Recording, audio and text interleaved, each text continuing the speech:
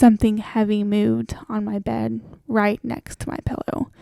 Like something just sat on my bed. The delivery of the end of that line is so good.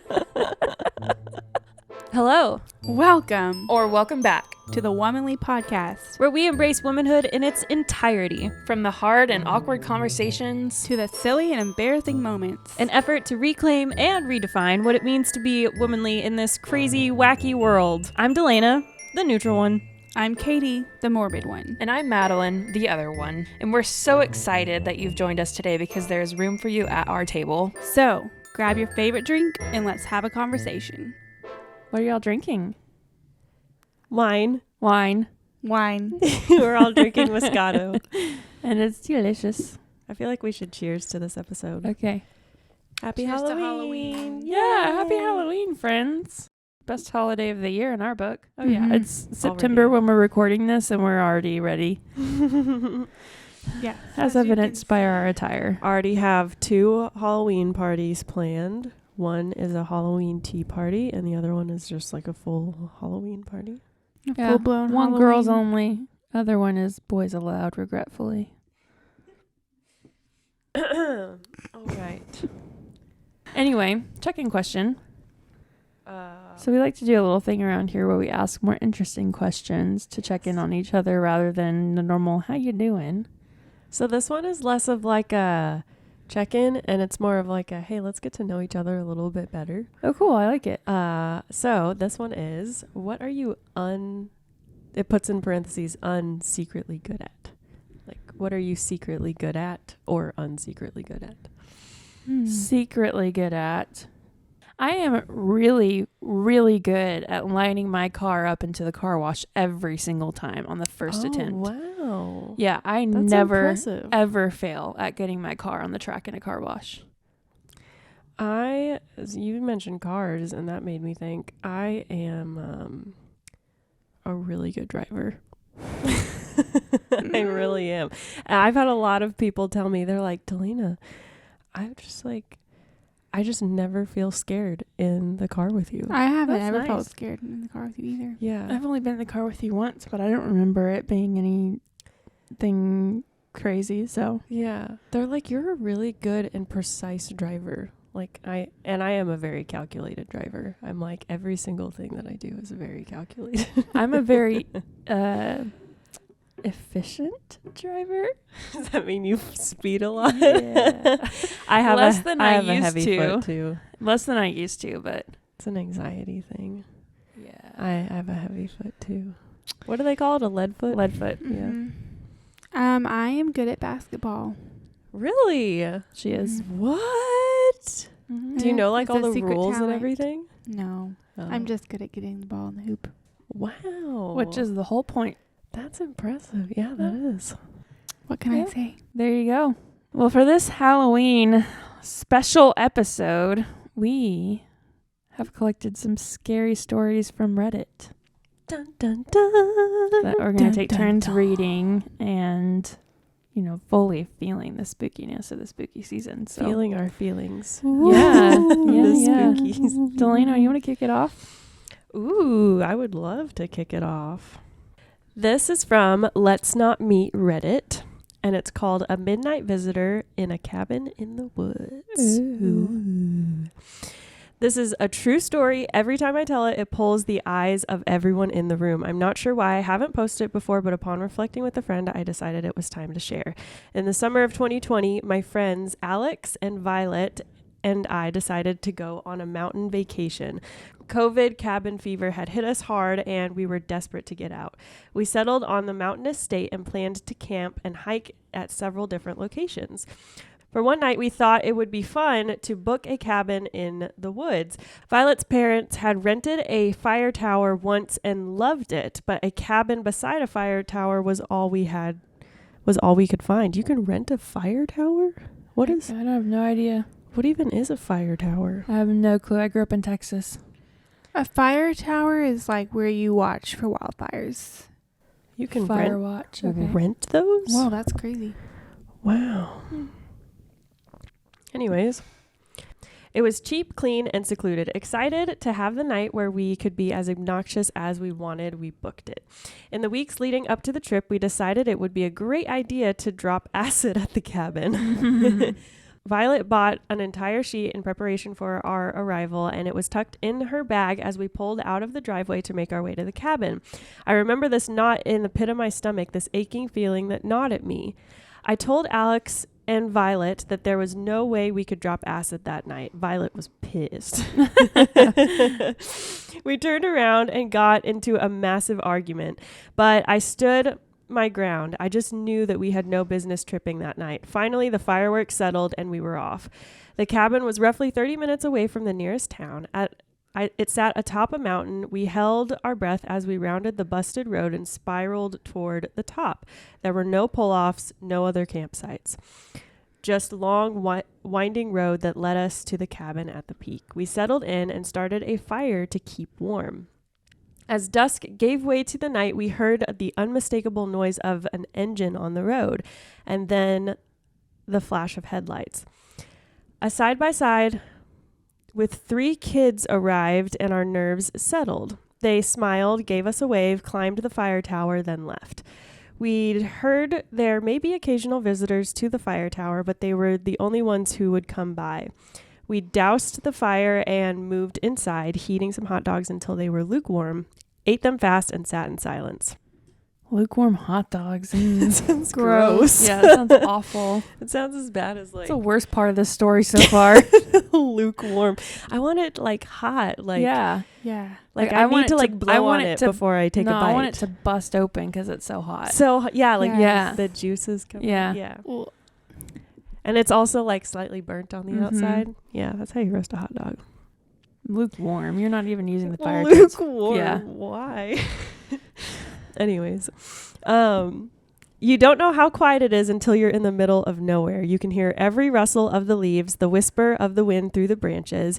You get so used to white noise living in the city. There's always the hum of the air conditioner or a dim roar of traffic to focus on. Here, the closest thing to white noise was the sound of our own breathing. Ooh, love that. We jumped at every noise, too frightened to speak to one another, and finally I'd had enough. I cracked a few wine coolers, passed them to Alex and Violet, and slapped a board game down on the table between our bunk beds. It didn't take long for us to loosen, and we were laughing, having the ruckus good time we'd envisioned. Much soberer than we thought, but enough that we were able to ignore the rumble of the woods. Later, we'd all recall hearing noises in the background, the snap of a twig, the dim rumble of an engine. None of us wanted to rupture the air of nonchalance between us, so we ignored it. Until a human hand reached up to the window between us and slapped it 3 times. Oh. Yeah. We were screaming in an instant. Alex called 911. He put them on speakerphone and handed his cell to me. He grabbed pokers from the fireplace and passed them out. Violet started calling family members and saying her last goodbyes. What? That's a little dramatic. Yeah. What? Immediately. Just a tiny bit. Just a slap of the hand on a window when you're calling your families to say goodbye. Oh my goodness. Did they do acid after all? Yeah, they must have. Yeah. Good Lord. I held my breath and listened for any more noise. Whoever this was, whatever this was, would have heard us call 911, and now they were being careful to make a silent retreat. Dispatch arrived 20 minutes later, a lucky thing for a 1 a.m. emergency call, and had their dogs comb the mountain. Nothing. They suggested it may have been a bear, but could tell from their faces that they didn't believe that for a second. We'd barely cooked those hot dogs and yeah, clearly. Yeah, right. And why would a bear smack the window by a couple of screaming kids rather than the one closest to the pan we used to cook? Why would a bear knock on the window like a human? Why, when we screamed, did the bear make a stealthy retreat? They had no answers, but they had one anecdote.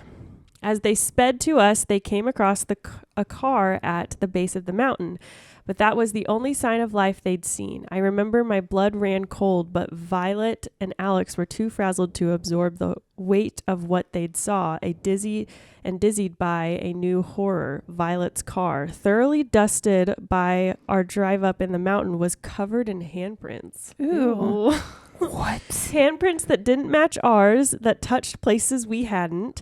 We grabbed our by the armful and threw it inside, eager to remove every part of ourselves from this mountain. We followed the police, grateful every pothole found us further and further from that wretched cabin. We made it down in record time and found lodging at a seedy hotel that reeked of cat piss. I couldn't sleep. The thought of that car on the road rang in my head. Remember, there was nothing else on that mountain. It was a narrow road to the top, no pull-offs, no other campsites. There was a fire tower. Maybe a visitor decided to spook us rather than their late night excursion.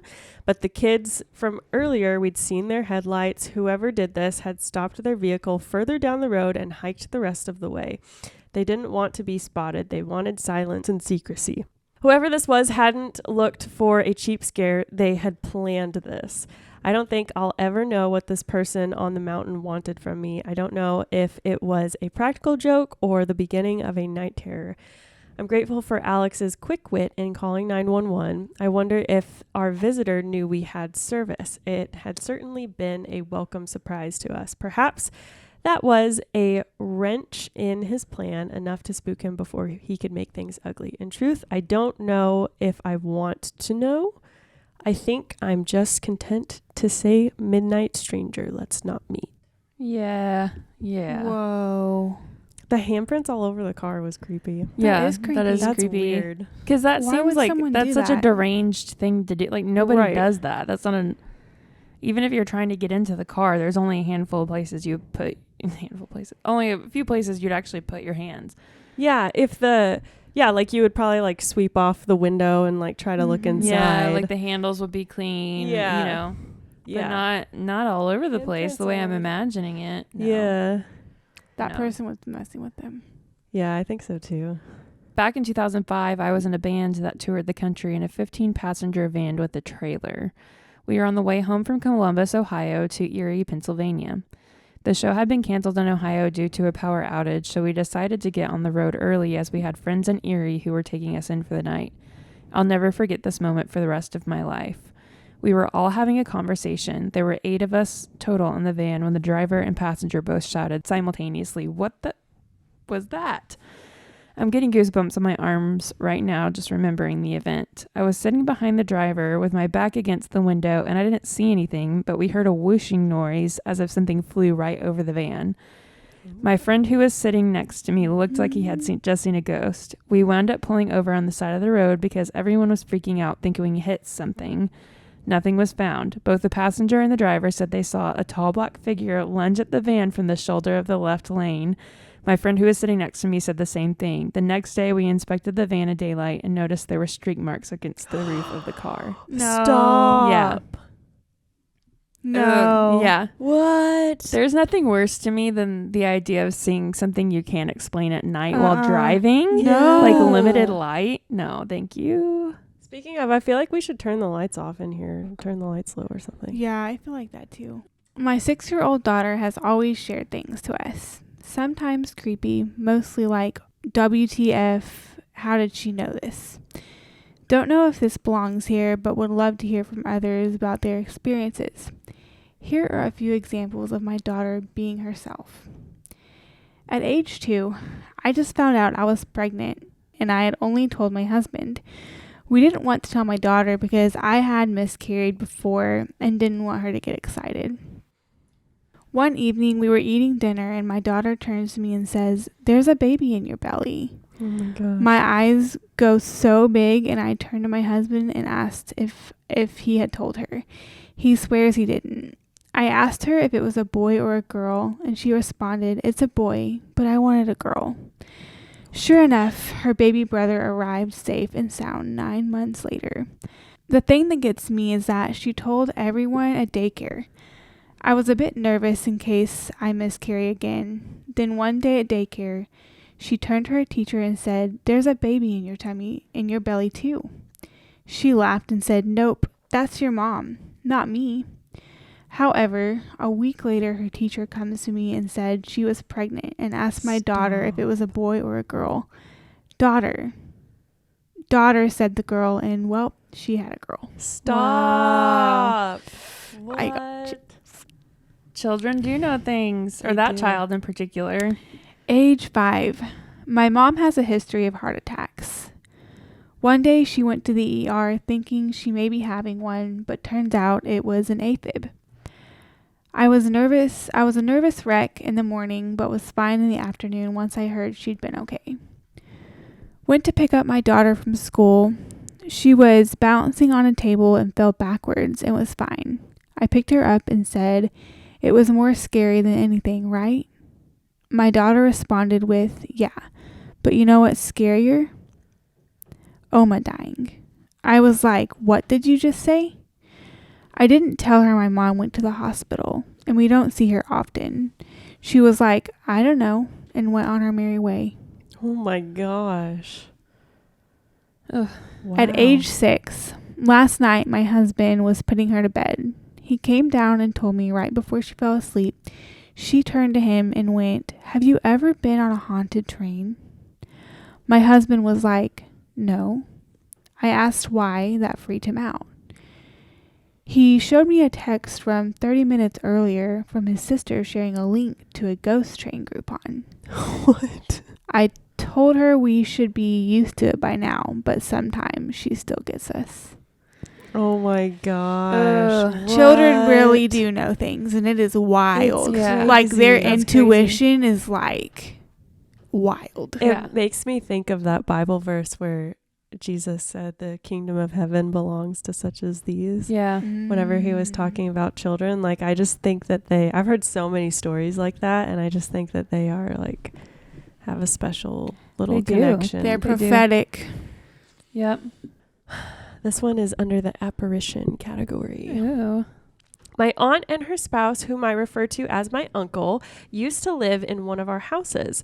Few days after she passed, my uncle said that he saw her around the house going about her normal routine before she had become ill. He said he was hallucinating due to grief and asked us to pray for him. One day, our neighbor shared with him that he had spoken to my aunt recently before she had gone to work. None of our neighbors knew that my aunt had passed, so they were shocked to learn that my aunt that they had seen go to work and who they spoke to had been gone for 2 weeks. Oh. Was it collective community hallucination, or had they really seen my aunt's ghost? Soon after, my uncle got a priest to bless our home, not because he wanted my aunt to leave, but because he was worried that she had not found peace in the afterlife, as her ghost was still around. Since then, no one has seen her ghost. Wow. So since they got the house That's blessed, crazy. nobody's seen it. Whenever I hear stories about where it's like multiple people see the same See thing, the same thing. Yeah. Like, what the heck? That's I like know. one of That's those things. insane. It's like unexplainable. It is. Yeah, Yeah. that's crazy. I don't believe in ghosts, but whenever I hear those kind of stories, I don't know what to think. I don't know if I believe in like ghosts in the way that, you know, they're typically talked about, but I definitely believe in the spiritual realm. I believe in the spiritual realm. 100%. And just, I've like experienced it and seen it. I just don't know if it's real. Like if you can see it. Well, I I feel like you think can so. feel it. I've heard people say that they've seen ghosts. People say that they have felt presence. People say that they have seen demons and seen angels and all this stuff. I ain't never seen any of that. I think everybody's different because I've definitely seen what I would think are ghosts. I've felt things. I don't know that I've ever really like seen what I would say a demon or angel or anything like that, but I feel like I'm definitely sensitive to those things. And I have been since I was itty bitty. I used to see a man figure in our house, Whoa. in my parents' bedroom. And then, of course, I'm really young at this point, but then come to find out that the family that owned it before, the dad died in the house. Whoa. So Did he I'm die not in sure that if it room? was him. I have no idea. I know that he was sick with cancer, but I never felt like scared of him or anything. He was just there. He was there, yeah. So Yeah, I've like felt weird things in different places that I'm like, get me the heck out of here right now, because this is not. And this story I'm actually about to tell is a good segue with that particular sensation in mind. Okay. So, when I was about 14, I was staying up way too late on the computer. It was about 2 a.m. and everyone else was asleep. I got thirsty and wandered down the hallway to get a drink. I didn't bother to turn on any lights since there was a nightlight in the hallway and there was enough light to get by. I'm walking back to the bedroom when I get this weird feeling like someone is watching me and turn around. There is this big white mist just floating right behind me. I immediately turned around and went back into the safe, bright room. The thing is, there were no windows facing that hallway, and I hadn't passed the nightlight yet, so it definitely wasn't a trick of the light. All the doors leading to the hallway were also closed. A few years later, when I was moved to the small room closest to that spot, I got the heebie-jeebies and couldn't sleep without a lamp on. It wasn't until sometime later, after the sighting, that I learned that in the 80s, a guy was renting out that house. He was arrested for the kidnap, rape, and disappearance of a bunch of kids in the area and for the suspected murder of his wife. They never found her, and she supposedly ran away, according to him. Cadaver dogs went over the farm, but they never found anything. The cops must not have done a good job, though, because when they moved in, my mom found a pair of boys' underwear in the toilet tank. The missing wife was never found, and he died in prison about a decade ago. I think she's still there, though. Whoa. I don't like that at all. At least it was her and not like the dude. You know? Yeah. Bad guy. True. Something mimicked my daughter, clear as day. Hi, here's a quick incident that happened just a few moments ago, and it got me freaked out. It's a quiet Sunday afternoon, and I'm slowly cleaning the kitchen. It's surprisingly quiet outside, as typically when it's nice out, the neighborhood kids are running around and being rambunctious as they usually do. I'm enjoying the quiet and finish up loading the dishwasher and decide to go outside for a smoke. I'm putting my flip-flops on and head for the door. I open the door and hear a very, very distinct "Ma." When my daughter is looking for me around the house, she'll say "Ma," with a distinct tone of voice and inflection that I'd recognize anywhere. It came from the back door that leads into the yard. It spoke to me because I know she's away at her father's house until after dinner today.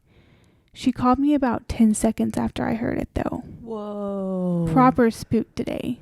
Thanks for reading. So many people would say that that's a skinwalker. Yeah. What's that? It's like, I don't know, it was trending on TikTok. There's like these mysterious creatures that live near somewhere called Skinwalker Ranch. Where is it located? I'm not sure where it's located, but they basically like mimic the sound of people that are close to you in order to lure you. Yeah, or they'll like mimic somebody who needs help. Yeah. Like they'll sound like a woman that be like, help. But you can't Help. you never actually see them. Yeah, but you never actually see them. That's the theory. Yeah. Yeah. I think it's birds. Ew. I think it's birds, and you just like your mind filling in blanks of sounds that you hear and trying to like, if you're distracted.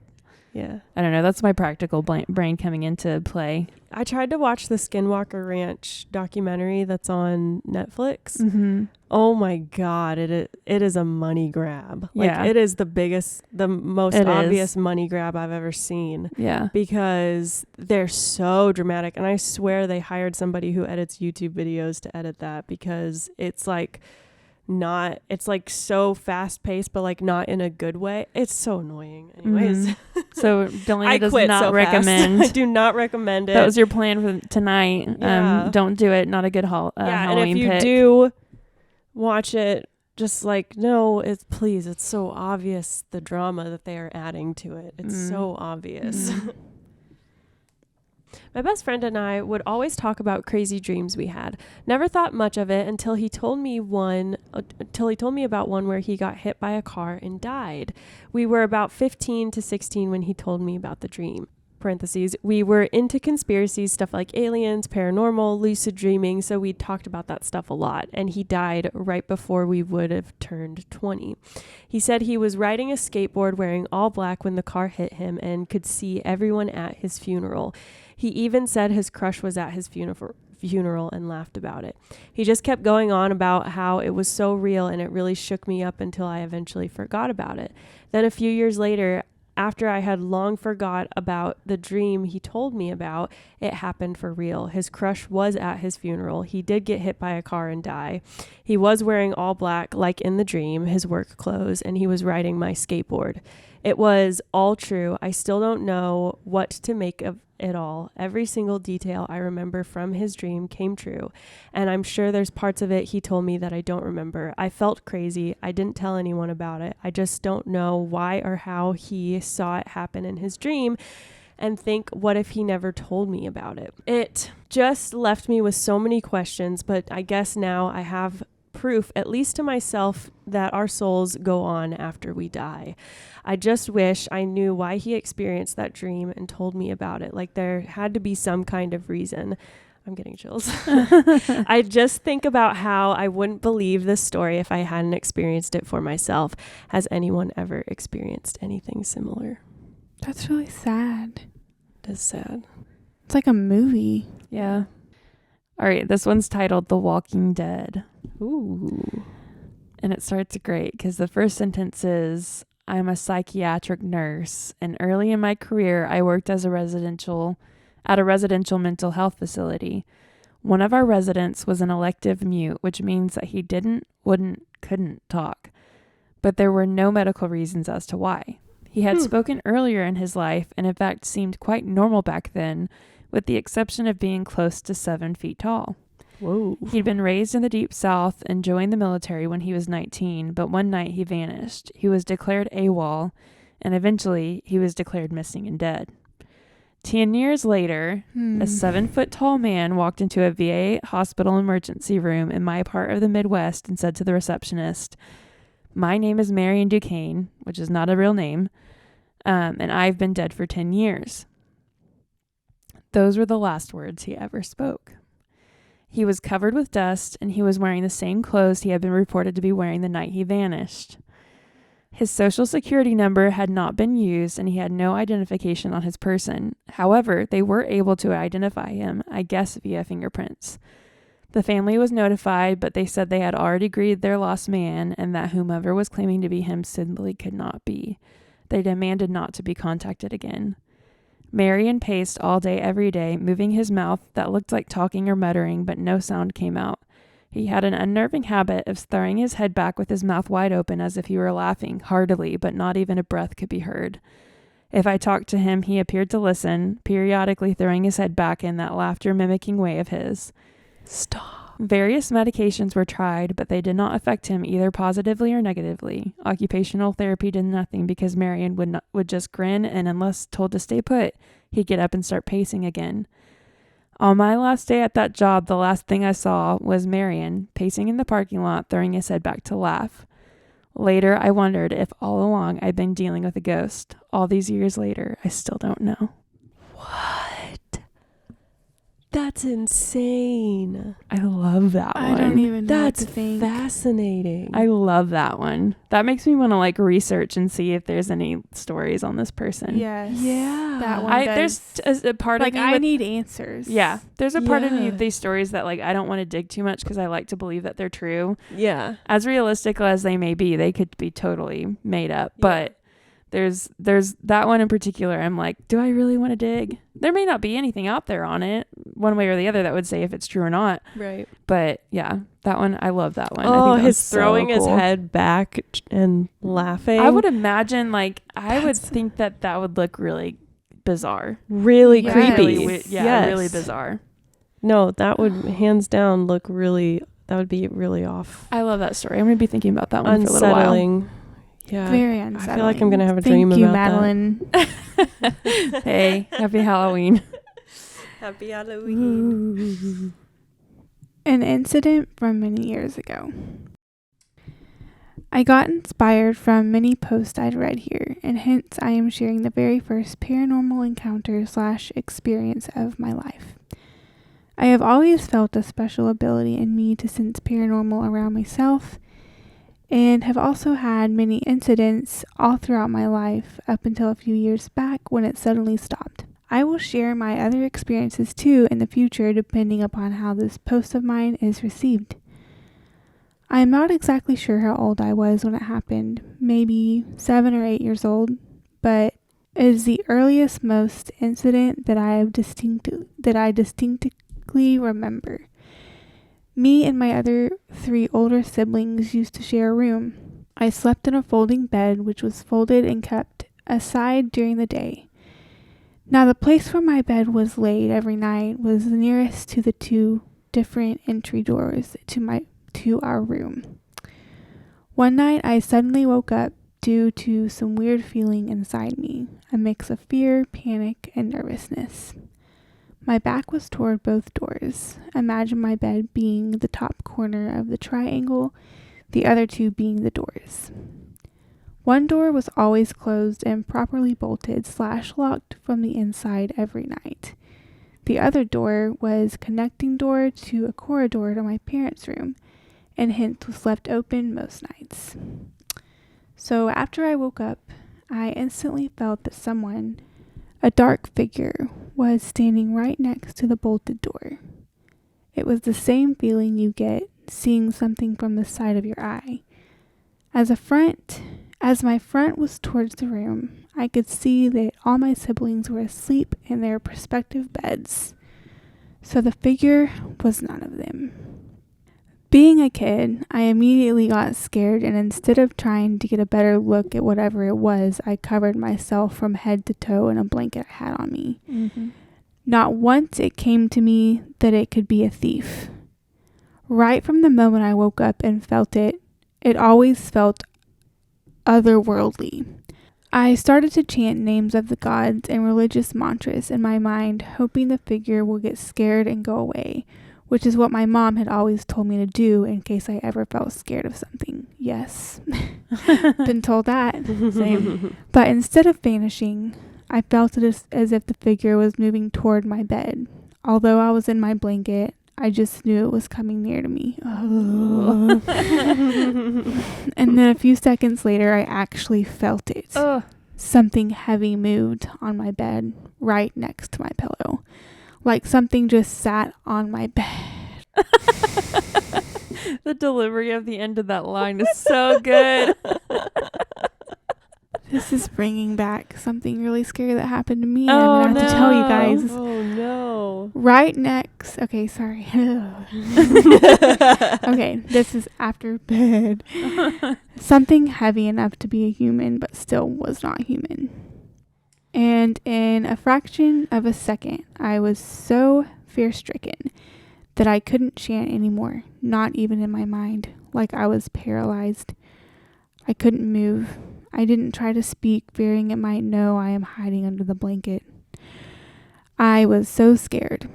At one side, I was hoping one of my siblings would wake up at any moment and help me, but at the same time, I was glad they were asleep, worrying, what if this entity was dangerous and might try to harm them if they woke up?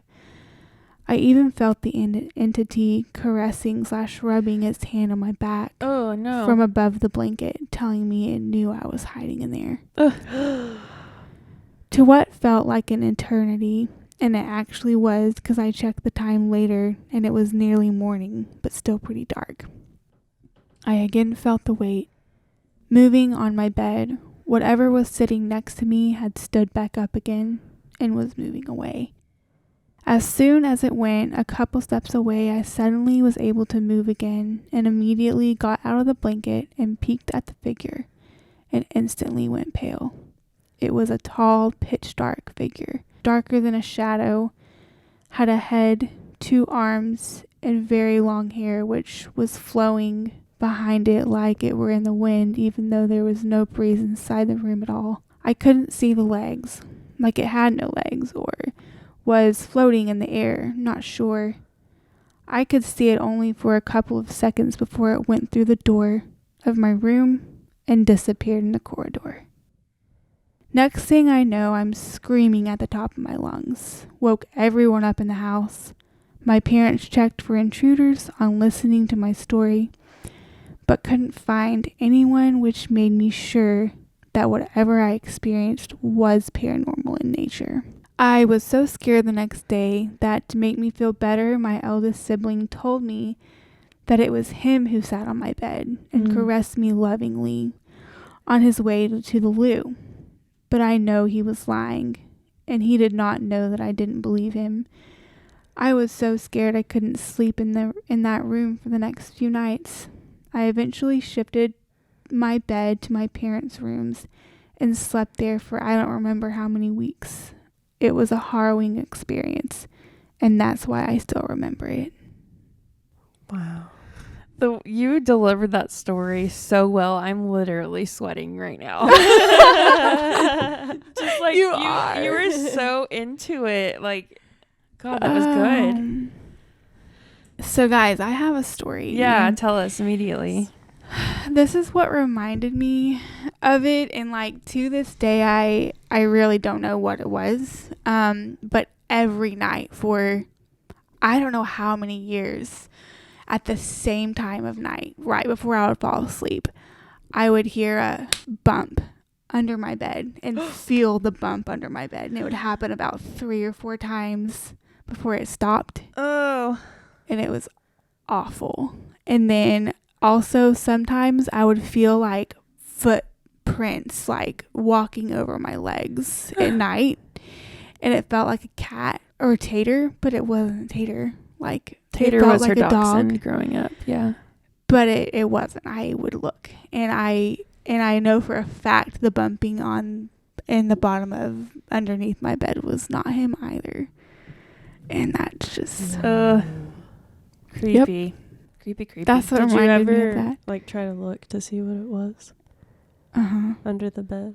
Oh no, I was way too scared. Yeah. Cause like I would be anticipating it every night. Dang. Yeah. I used to sing Jesus Loves Me whenever I was little, like, and I'd get really scared and I couldn't, like, I'd just get frozen in fear in my bed. I'd sing Jesus Love Me over and over and over and over and over again until That's it what went I away. should have done. It was the only thing that helped. I was like, yeah, and I can't remember if anybody ever told me to do that. I just started doing it. Yeah. Dang. No, that makes Still sense. sometimes, 28 years old, I still do it. I whip out that Jesus Loves Me, this I know. Yes. And it helps. Yes, ma'am. Every time. Oh my gosh. Every time. Gosh, that That's was funny. very scary. You got another one? Oh yeah, it's my turn. This one is titled, I Think I Might Be Haunted. How do I go about it? Ooh. I'm young, still in my teenage years. I live with my parents and a young brother. I have little experience with the paranormal, especially since I've always been more on the skeptical side. I don't know much about spirits or the afterlife, though I do believe I've come to find myself living with one. It started about a year ago at my best friend's house. We wound up incredibly bored and found ourselves making a very good decision. Oh yes, genius level at that. We played with her Ouija board. Oh, perfect. Yeah, that's exactly what you do. Fantastic. They said genius level, so. Yeah. That night, I supposedly, parentheses, I'm iffy with my belief in the Ouija, end parentheses, I supposedly spoke to 4 different ghosts, 2 male children, a young adult, and an older/senior male, none of which had names. That night, I slept terribly. Oh my gosh. Ever since then, I've had issues with insomnia. I think I opened something. Ever since that night, I've been noticing more activity in my home, especially in the basement where my bedroom is. I wake up frequently due to the overwhelming feeling of being stared at. Ugh. No. You sleep in a basement and you played with the Ouija board like you're No. just asking You're for it. literally in a horror movie. Yeah, you definitely opened something, but you invited it. You might as well You just did brought invite the it. Baked Ouija it- board to you your baked bed. Handwritten thing, like Invitation, yeah. Homemade cookies. The little wax stamp. Yeah, exactly. Oh my God. It was personalized, bro. Yep. The door was unlocked Yeah. intentionally. Ever since that night, I've been noticing more activity in my home, especially in my basement where my bedroom is. I wake up frequently due to the overwhelming feeling of being stared at. I see faint white or black outlines floating in and out of my bedroom. I see things being moved. I don't know why it likes to mess with and toss my stuff. My phone was pushed off of a counter and shattered. My headphones have been hit and spun.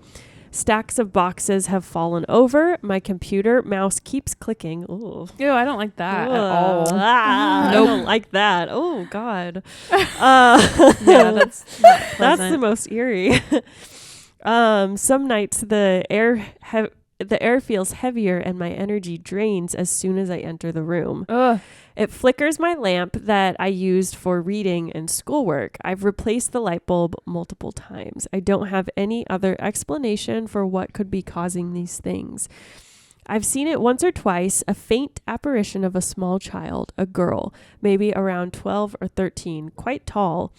It doesn't quite have a face, but I can tell that it feels sorrowful. Aww. The atmosphere is chilling and I feel this sense of grief and tragedy. I don't think it means any harm, but it scares me. It scares me a lot. I don't know how to get rid of it. I want to force it away. No, I don't want to force it away.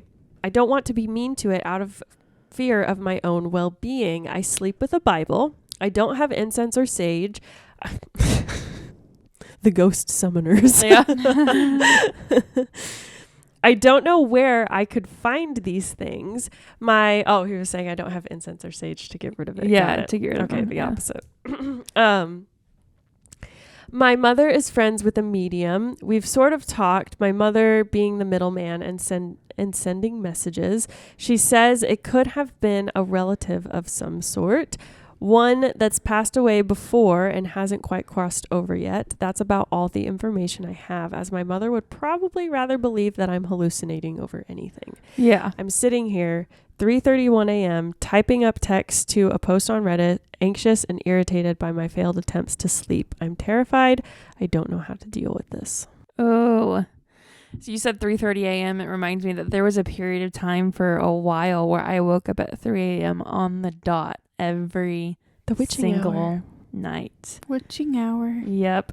Every single night. And I was like, there for whenever I realized kind of like what it was, that the significance of 3 a.m., I was like, how do I force myself to not wake up at 3 a.m.?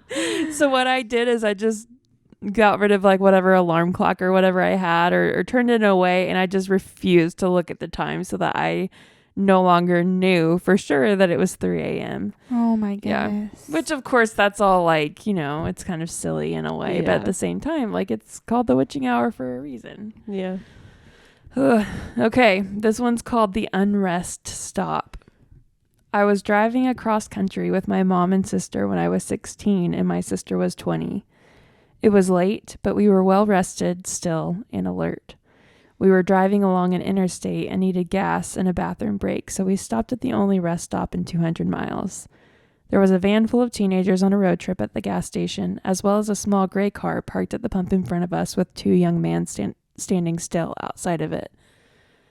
When we got there, everything felt wrong. We'd been on the road for days and seen many rest stops at night and had never been afraid until then.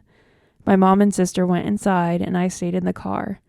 I heard the teenagers say they were creeped out and couldn't get the pump to work and they left in a hurry. I was watching the car in front of us and the two men had not moved at all, not even an inch. They weren't talking, they weren't on phones. They were just standing there, still as stone. My sister and mom came running back out to the car, and when they got in, the two men slowly turned to look at us while not moving or pivoting the rest of their bodies. No, just their heads turned. And I swear to effing shit, we all saw the same thing. They had eyes dark as pitch and empty, truly empty. Not black, not reflecting any light at all, just a void. We sped out of there and didn't stop until we were in the next city. The worst thing about the entire experience, we couldn't find the place on any map. We knew exactly which spot on the interstate to look, and we couldn't find it on Google Maps or any paper map we had. We even asked locals about the creepy gas station out on that stretch of road and got only confused looks. We've traveled on that interstate since, and there is no rest stop. Ooh, chills. What? Yeah, look at me. No. And I can even imagine, you've got goosebumps everywhere. Yeah. No. I can even imagine like what that would look like, because I've tried, like I went to school or college like six-ish hours away from home, and I drove on interstates that had long stretches of nothing, and there were stops that you tried your best to not have to stop at because they were creepy as hell. Yeah. Really? So I can only imagine what this looked like. Yeah. Oh my Ugh, gosh. chills. Ew, Chills, ew, chills, ew. chills. Ew, ew, ew. Yeah. It came for us in the graveyard. Ooh. We were driving my friend's really old beat up Subaru through a massive graveyard. We stopped and walked down a hill and came across a little pond. There was something sitting on a rock on the other side of the pond. The figure was all black, and we couldn't make out any features other than the fact that it looked like a man who was wearing some old style top hat. We stupidly waved and shouted, "Hi!" He didn't show any acknowledgement and continued sitting still on the rock. All of a sudden, he jumped to his feet, started running to us on the water, and then vanished in thin water about halfway on the pond. I think that they meant to say thin air. Yeah, I think so too. My friends and I screamed and ran back to the car. The car would not start, and we heard something banging on the back of the car. It wasn't a constant bang. Every few seconds or so, we'd hear it. Nobody was outside from what we could see in the dark, but something was making a noise on the car. I opened my phone and started dialing my mom to give us a boost, but I had no service. None of us had any cell service. The next 30 minutes were spent trying to get her car started. No banging was heard afterwards, but we felt this heavy pressure around us. Finally, the car started, and she hit the pedal to the metal. We sped out of the graveyard so fast. Immediately crossing the gates, all of our phones regained cell service. One thing I know for certain is that someone or something was out there, and it was not an animal or a human. Whoa. I love graveyard stories. They make me so happy. You So, love graveyards. I love graveyards. I'm a weirdo, I know. I love graveyards. In fact, I had a really weird experience in one. So I went to think school I know this story. out in Lubbock, and there's the Lubbock Cemetery, and it's where Buddy Holly's gravestone is. And so we went late one night to go find Buddy Holly's gravestone, as you know, any college student living in Lubbock, Of Texas would course. do on a random night of the week. And so we got into the cemetery. We were just kind of walking around, and I love cemeteries. I don't have any issues being in them. They don't usually creep me out, but we were walking through the cemetery. We found Buddy Holly's gravestone, and then toward the back of the cemetery, there's like this line of trees. And the literal moment we walked past these trees, everything felt different. Whoa. Everything felt different. It felt like skin prickling, and everything. The air felt different. It sounded so quiet, and I wasn't the only one who felt it. There was one other person in our group who felt it too, and both of us were like, we need to get out of here right now. Oh my gosh. And we booked it out of the cemetery. The people who couldn't feel it were like, what's going on? Like, yeah. Cord was with us, and he's like, I don't feel anything. And he's See, one of those that people. would be me. And Cord's one of those people, like, he would desperately would love to have that like sensation Yeah, and that same. feeling, but he couldn't feel anything. But it was his cousin and I that felt. We were just like, God, we have to get out of here immediately. And it was the most bizarre thing that it was just like the moment we passed this tree line in the cemetery. The rest of the cemetery, which is the larger portion, felt totally fine. But it was just that particular moment when we got back there. It was just like, no. And so we booked it out of the cemetery. And I have no idea what it was. Yeah, I don't, Oh I may not have gosh. felt, I probably would have still left personally, but the fact that I wasn't the only one who felt that and that there was somebody else there who felt the exact same thing as I did, it was just like totally crazy. Oh my gosh. I don't really feel that way in cemeteries. I remember you taking me to that cemetery with a couple of your friends. Yeah. And you telling me that story and being so creeped out. Yeah. Yeah, because we were on foot too. We didn't go in with our cars. Oh, nope. Yeah.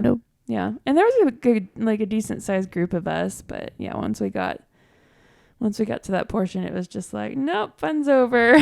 We saw what we came to see. Don't want any more. We're getting out of here immediately. Gross. Okay, I'll just give you the premise of this one really quick. It was like, I saw it on a channel where all they do is they read and react to Reddit stories. Mm-hmm. And it's called Two Hot Takes. And they were doing scary stories. And it was this story about these two guys who they were like going somewhere on site. They were videographers and they were going somewhere, or photographers, something. They had a bunch of video equipment, and they had like batteries, mics, the whole 9 yards. They were hired for this professional gig. Sure. They drive up to this place.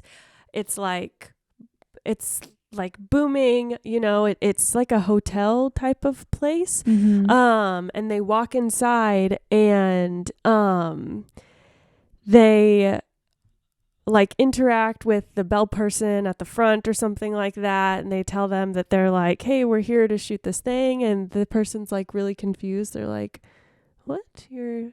They're like, okay. And then they go to like figure these details out. Well, something happens in between all of that, and they end up going back out to their car to get all of their camera equipment.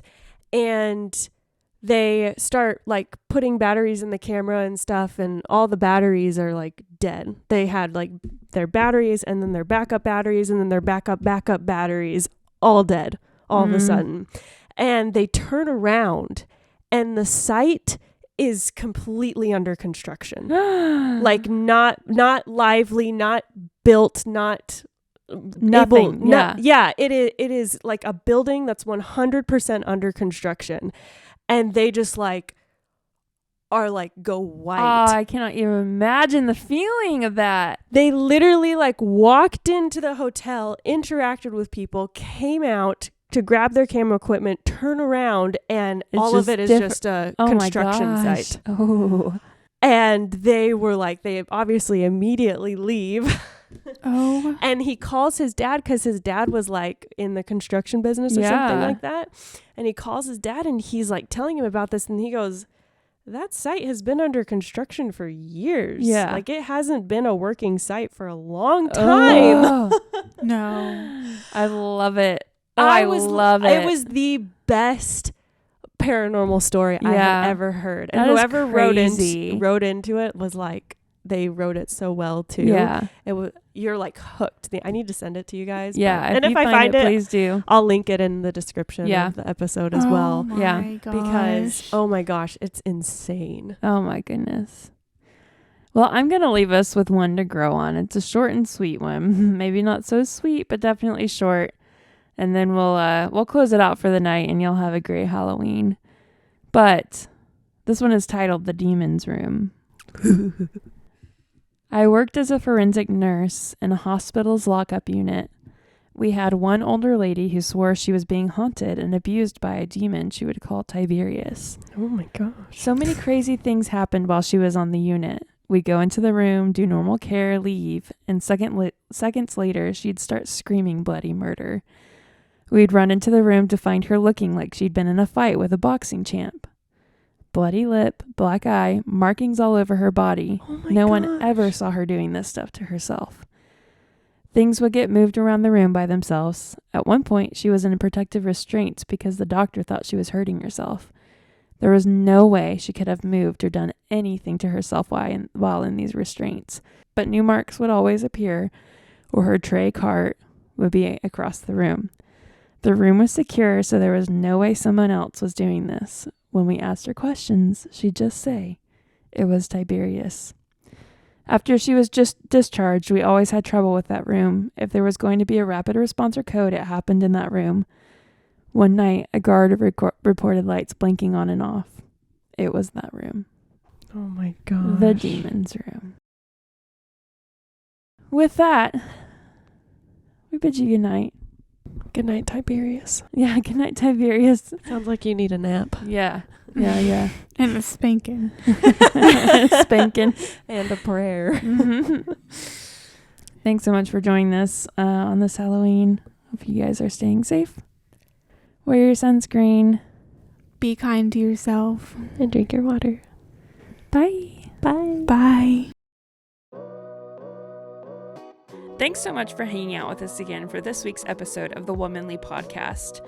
Be sure to follow us on all of our social media to hang out with us in between episodes and see pieces of our conversations that we don't get to include in these episodes, plus all of our bloopery humanness. We're on Instagram at Womanly Pod and TikTok, YouTube, and Twitter at Womanly Podcast. We hope to hang out with you more there. Have a super womanly week.